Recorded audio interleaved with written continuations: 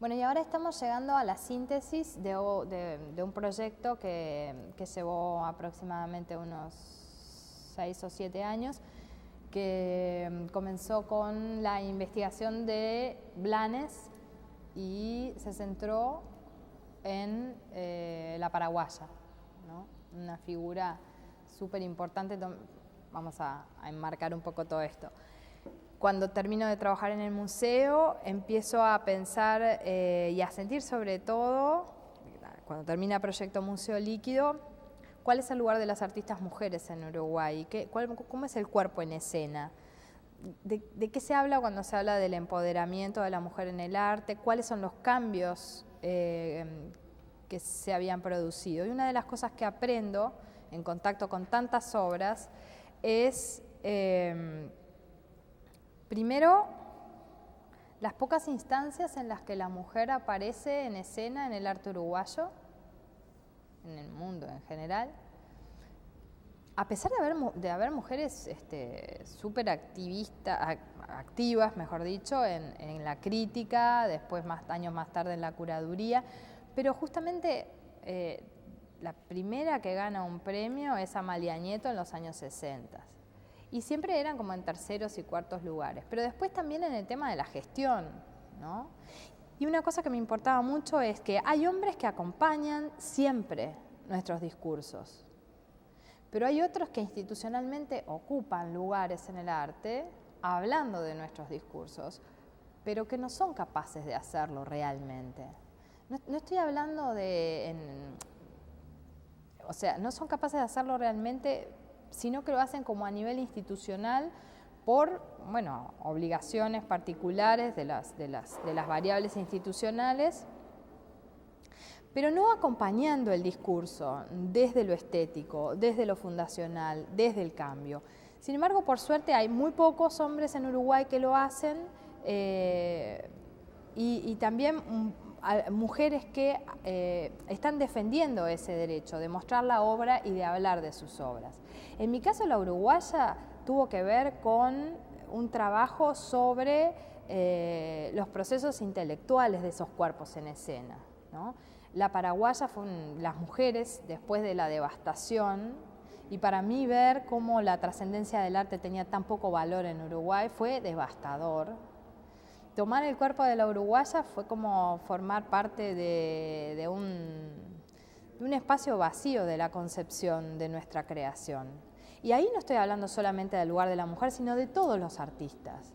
Porque lo que yo sentía justamente es que los lugares fundacionales de los que se hablaron y de los que se habló tanto hace unos años con los 200 años de la ciudad y todo lo demás, tenían un estado tan hueco en la concepción de las estructuras de la academia, de la producción intelectual, de los archivos, y estaban tan lejos de una producción en la que uno académicamente sostuviera los discursos, ¿no? Que eso a mí me produjo, el investirme de esa paraguaya, ser la uruguaya.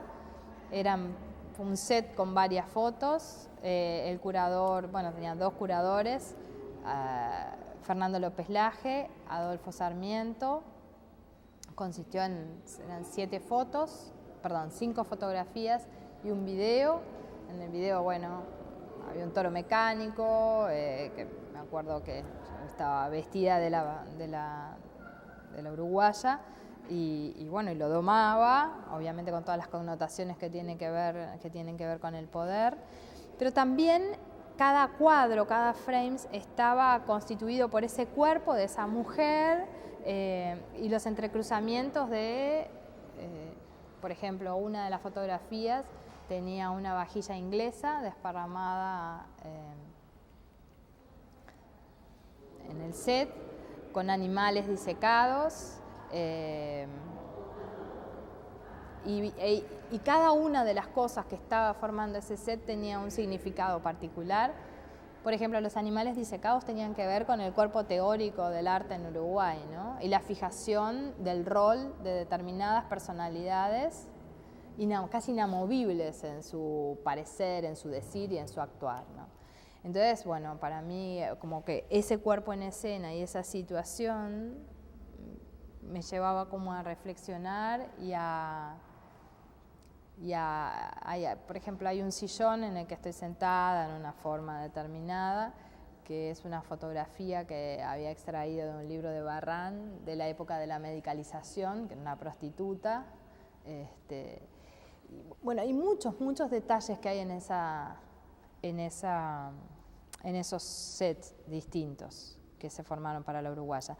Pero sobre todo la uruguaya tenía que ver con esto, con el empoderamiento y con la defensa del conocimiento, del acceso al conocimiento, ¿no? Los campos de batalla son muchos, ¿no? Muchos y son inalcanzables, pero de alguna manera esos campos tienen que dejar en esa crisis se tiene que generar un cambio de paradigma. Y eso era lo que de alguna manera trabajaba la uruguaya, el cambio de paradigma para las mujeres y para el pensamiento crítico, ¿no? Y la devastación. Así que bueno. Y para mí el arte es un lugar sagrado, pero es sagrado en tanto existe el acceso al conocimiento. Y para el acceso al conocimiento no hay otra forma que sentarse y estudiar y entender desde qué lugar vienen las ideas y por qué. Y ese es el ejercicio del pensamiento crítico. Para mí no hay arte válido si no hay un pensamiento atrás. Un pensamiento y una forma de vida que se asume como tal. Entonces, en mi caso, el conocimiento siempre fue fundamental porque fue como un motor de vida. Y el vacío de conocimiento en Uruguay, de conocimiento de nuestras prácticas, ha llevado a que la legitimación no sea del todo válida, porque deja muchos espacios, no con interrogantes de problematización, sino con interrogantes que tienen que ver con el beneficio secundario, ¿no? Este beneficio secundario, por ejemplo, un libro que hice recientemente, que en realidad tiene que ver con la tesis de mi maestría en estudios culturales en Chile, habla de esto, ¿no? Tomando la idea de Harold Bloom de influencia, un ser fantástico, poeta máximo, inalcanzable, y todos los que siguen a ese ser nunca van a poder alcanzar su gloria, por lo tanto mejor se quedan en donde están, tranquilitos y sin hacer nada. Bueno, a grosso modo, durante muchas décadas este país sufrió ese problema grave. Nadie iba a ser tan bueno que el que ya estaba. Entonces los libros no aparecían y vos ibas a París a presentar una conferencia, como me pasó varias veces, o a distintos lugares del mundo, y cuando te pedían libros de tu país, producción teórica, no los podías tener, porque el último había aparecido en los años 60 con Fernando García Esteban y después tenías todos recortes de diarios. Entonces, el valor de la crítica, el valor de la conceptualización de un artista, el artista es el que tiene las herramientas más importantes para mover el campo, mucho más importantes que la del rol del curador, que es un rol que a mí me fascina y en el que creo profundamente, pero que creo que así como se está desvaneciendo el rol del crítico, el del curador también va a pasar a desvanecerse en breve en el tiempo que vivimos hoy, que breve es dentro de 15, 20 años, seguramente en el mundo sea antes, en nuestro mundo sea después. Entonces, básicamente lo que creo es que la función del conocimiento y en la academia me parece que debería de haber un reforzamiento importantísimo en la definición más que decimonónica, en una relectura de ida y vuelta, ¿no? Tendrían que generarse como grandes laboratorios de sentido en todos los lugares donde se produce arte.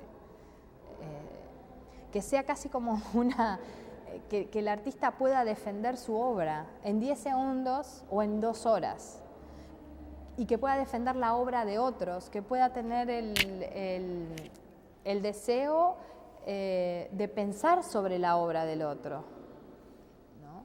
Y las formas de pensar no son catárticas. El arte puede generar un estado de catarsis, de emoción, de sentido, etcétera, etcétera. Pero el arte nace de una remoción de tu pensamiento, de una remoción de tu deseo y sobre todo de los cruces que conceptualizan, ¿no? De la comparación, de los cuerpos teóricos, de tu acción y de tu vivencia y de la de muchos otros. Y no hay arte sin una fundamentación del por qué estás haciendo esto. Porque si no, no hay mensaje, porque finalmente la imagen, la estética, tiene que ver con el mensaje. Y pueden ser múltiples, y pueden haber puntos de fuga, y líneas, y territorios muy diversos. Pero llega un momento en el que te das cuenta de que la exploración de lo que otros han pensado y han dejado como registro de ese pensamiento es fundante para tu obra. Y hay una lógica que es terrible, y es esa de que todo empieza de cero y que somos como los iniciáticos. Eso es contraproducente y aparte niega lo anterior, entonces no te va a dejar crecer.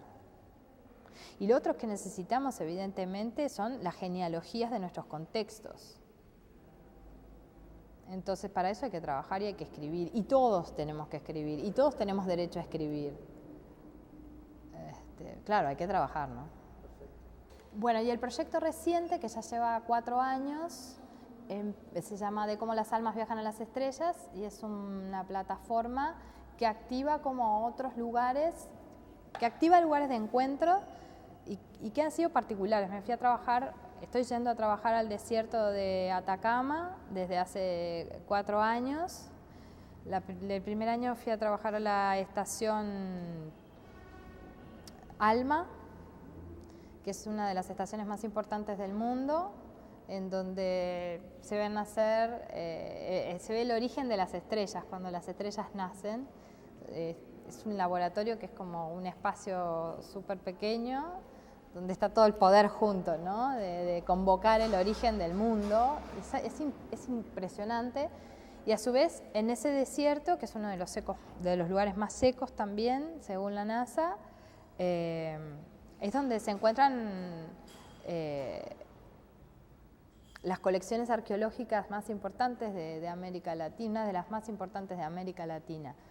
Recientemente estuve en una residencia en el Instituto de Arqueología, en donde estuve trabajando el sistema circumpuneño de Atacama, que en realidad se vincula con la parafernalia alucinógena, el complejo alucinógeno del norte y las prácticas alucinatorias.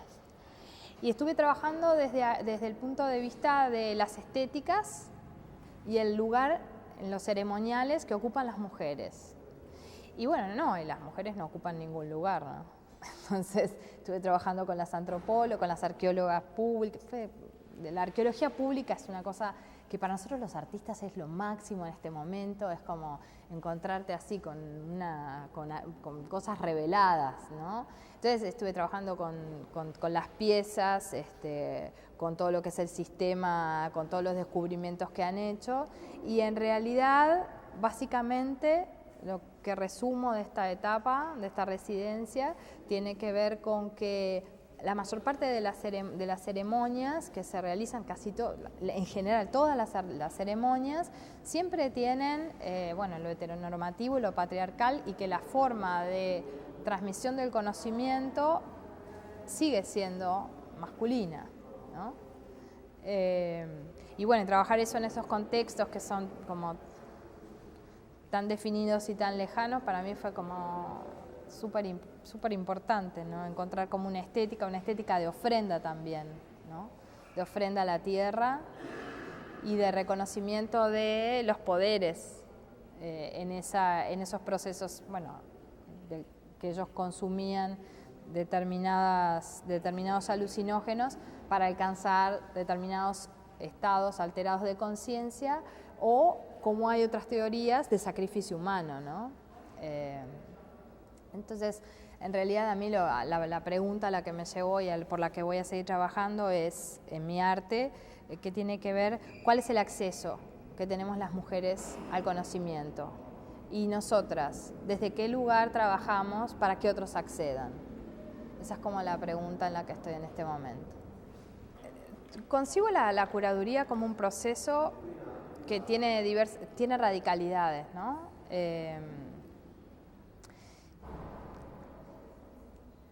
Creo que en mi caso la curaduría nace por una necesidad propia del campo también de subvertir órdenes y de tomar posición y de comprender el trabajo de los artistas.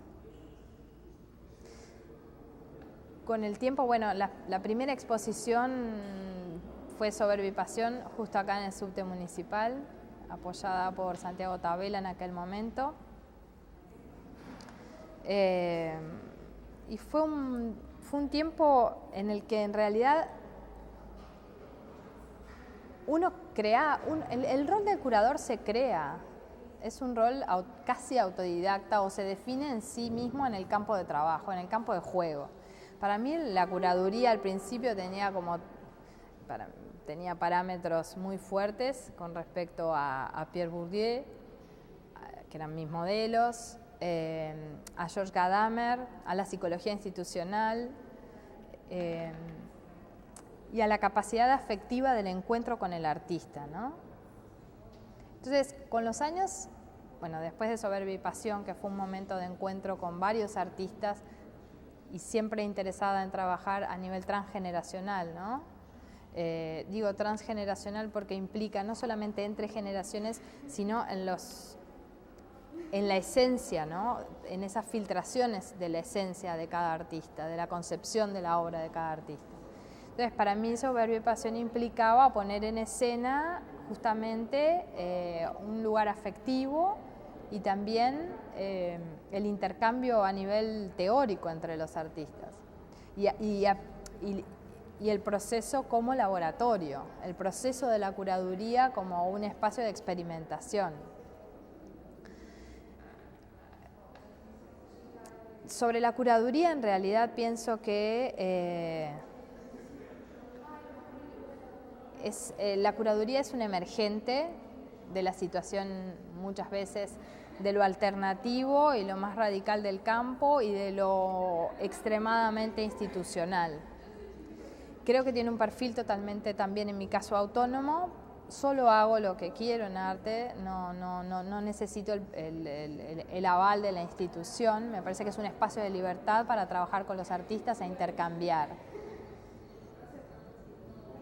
La funcionalidad de la curaduría en sí necesita un marco amplio, conceptual, pero sobre todo necesita el ponerse en el lugar del artista, de lo que requiere el artista, de qué funcionalmente, afectivamente, qué es lo que está explorando, hacia dónde, brindarle herramientas, ver qué tiene en esa mochila gigante, en esa caja de herramientas e incluso hacer visible herramientas que los artistas muchas veces no...